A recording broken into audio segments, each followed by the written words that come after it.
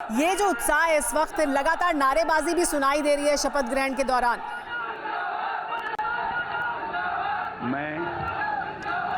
बिल्कुल सुमेरा, दोनों पक्षों की नारेबाजी यहाँ पे हो रही है और बड़ा दिलचस्प देखने वाली तस्वीरें हैं, क्योंकि एक तरफ तो आज सचिन पायलट बड़ा खुश नजर आ रहे थे और वो कह रहे थे कि सब एक हैं, लेकिन all is not well still now, क्योंकि जैसा कि अभी दोनों गुटों ने एक दूसरे के आमने सामने आकर नारेबाजी की, जिंदाबाद जिंदाबाद। अशोक गहलोत गुट के भी लोग थे और सचिन पायलट गुट के लोग भी थे।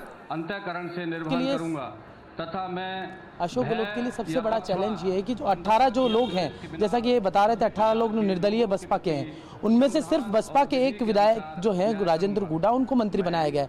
5 बसपा के बाकी हैं और 12-13 लोग वो बाकी हैं जिन्होंने जो निर्दलीय हैं। ऐसे में अशोक गहलोत के लिए सबसे बड़ा चैलेंज ये होगा कि उनको कहाँ एडजस्ट करेंगे। आज अशोक गहलोत जब पीसीसी में भाषण दे रहे थे तो उन्होंने साफ तौर पर यह कहा कि हम कुछ लोगों को एडजस्ट करेंगे, निराश मत होइए। और कुछ लोगों के अंदर से कहीं ना कहीं विरोध भरी स्वर भी सामने आ रहे हैं। जवाहरीलाल मीणा ने भी बयान जारी किया, टीकाराम जूली सबसे भ्रष्ट मंत्री हैं, और इधर संदीप जो यादव हैं जो बीएसपी से कांग्रेस में शामिल हुए, उन्होंने भी एक ट्वीट किया है। तो तमाम तरह के अब विरोधी स्वर भी सामने आ रहे हैं और आने वाले समय में बड़ा चैलेंज अशोक गहलोत सरकार के लिए और मुख्यमंत्री खुद अशोक गहलोत के लिए बड़ा चैलेंज ये रहेगा कि कैसे उन लोगों को एडजस्ट करेंगे। हालांकि अशोक गहलोत ने आज कहा कि संसदीय सचिव भी बनेंगे, कुछ को एडवाइजर भी बनाया जाएगा, लेकिन 15 संसदीय सचिवों की बात की जा रही है। लेकिन जो बीजेपी है वो अब तैयारी कर रही है कि अगर जो लोकतांत्रिक व्यवस्था के अनुसार 15 संसदीय सचिव नहीं बनाए जा सकते तो बीजेपी ये तैयारी कर रही है, जो हमें सूत्रों से निकल के आ रही है कि बीजेपी कोर्ट जा सकती है इस मामले को लेकर। तो कहीं ना कहीं अब विरोध के स्वर भी सामने आने लगे। रास्ता जाहिर सी बात है आसान नहीं है, मुश्किल है राह। जहां एक तरफ एडजस्ट करने की कोशिश की जाएगी तो वो खुश होंगे या नहीं, ये बड़ा सवाल है। और दूसरा, बीजेपी भी जाहिर सी बात है कोई भी मौका गंवाना नहीं चाहेगी। ये इस बीच बता दें, टीकाराम जूली पहुंच चुके हैं शपथ लेने के लिए मंच पर। अलवर ग्रामीण सीट से विधायक हैं। शपथ लेता हूं। कैबिनेट विस्तार में उन्हें प्रमोट किया गया है। जूली के पास पहले श्रम विभाग की जिम्मेदारी थी और अब उन्हें प्रमोट कर दिया गया है।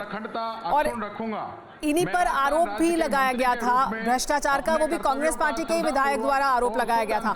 हमारे साथ अर्चना जी मौजूद है। अर्चना जी, रास्ता तो बहुत मुश्किल है, डगर तो बहुत कठिन है। टीकाराम जूली जी शपथ ले रहे हैं, इन्हीं पर आरोप भी लगाया, वो भी आपके ही पार्टी के विधायक ने आरोप लगाया। देखिए, कई डगर बिल्कुल मुश्किल नहीं है और आरोप तो क्या लगा है मुझे जानकारी नहीं, लेकिन आरोप तो सार्वजनिक जीवन में एक स्वाभाविक सी बात है और आरोप का साबित होना उससे बहुत बड़ा एक अंतराल होता है। इसलिए इन चीजों को यदि आप ये सोच लें कि आज कोई शपथ ग्रहण करा और किसी ने आरोप लगा दिया तो एक बहुत बड़ा मुद्दा है, ऐसा नहीं है। दूसरी बात, मुझे समझ नहीं आता कि जो भारतीय जनता पार्टी के साथी हैं क्या वो खोखली मानसिकता का परिचय देंगे हर मंच पर। कोई भी सुधी मंच हो, वहां जाकर के बात सकारात्मक करनी चाहिए, बात वास्तविक करनी चाहिए, बात फैक्चुअल करनी चाहिए। आज बात हो रही है शपथ ग्रहण की और वो बातें करने लगे भ्रष्टाचार की। अरे भ्रष्टाचार को संस्थागत करने का इतिहास तो भारतीय जनता पार्टी का रहा हर स्थान पर। अब मुझे बताइए कि जब मोदी जी ने कैबिनेट को, अर्चना जी, लेकिन जो बात सुनिए, मेरा इंटरजेक्शन सुन लीजिए, आप अपनी बात पूरी करती रहिएगा। अगर वो ये कह रहे हैं कि आरोप लग रहे थे तो क्या अलग अलग खेमों को खुश करने के साथ साथ जो आरोप लग रहे थे उनको भी काटने की कोशिश की गई है इस विस्तार के जरिए ताकि उनका डैमेज कम हो कांग्रेस पार्टी पर? क्या ये भी एक कोशिश है? देखिए, किस पर आरोप लगे मुझे बताइए। जिन 3 मंत्रियों को संगठन में स्थान दिया गया, उन्होंने स्वेच्छा से संगठन में काम करने की इच्छा व्यक्त की। ये सबसे बड़ी बात है, क्योंकि जो सत्ता के में प्रतिभागी अगर संगठन को समय देना चाहते हैं, इससे अच्छा क्या हो सकता है किसी राजनीतिक पार्टी के? अब मेरे विधि द्वारा स्थापित भारत के संविधान के प्रति सच्ची श्रद्धा और निष्ठा रखूंगा। मैं भारत की प्रभुता और उनका तो ऐसा इतिहास था जिसको लेकर के जांचें तक उनकी सरकार ने करवा ली और उस पार्टी के प्रतिनिधि आज हमारी सरकार पर आरोप लगा रहे हैं जहां पर कोई आरोप नहीं है, ना कोई एंटी इनकम्बेंसी है। और सबसे बड़ी बात है कि खुद प्रधानमंत्री ने तो कोरोना मैनेजमेंट के लिए साधुवाद दिया राजस्थान सरकार को, माननीय मुख्यमंत्री जी को।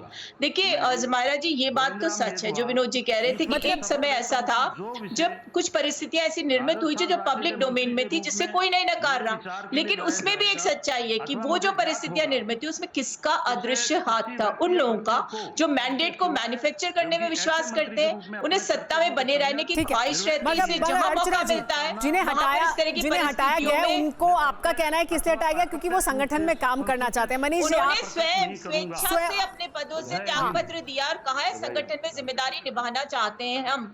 जी ऐसा हाँ। हो सकता है भारतीय जनता पार्टी में डिफरेंट पॉलिटिक्स शुरू हो गई, जहाँ एका नहीं है, जहाँ पूर्व मुख्यमंत्री को नीचा दिखाने के लिए प्रदेश अध्यक्ष अनर्गल बयानबाजी करते हैं, जहाँ ठीक है। पर परवाह देश की, सोमवार से शुक्रवार रात 10 बजे TV9 भारतवर्ष पर।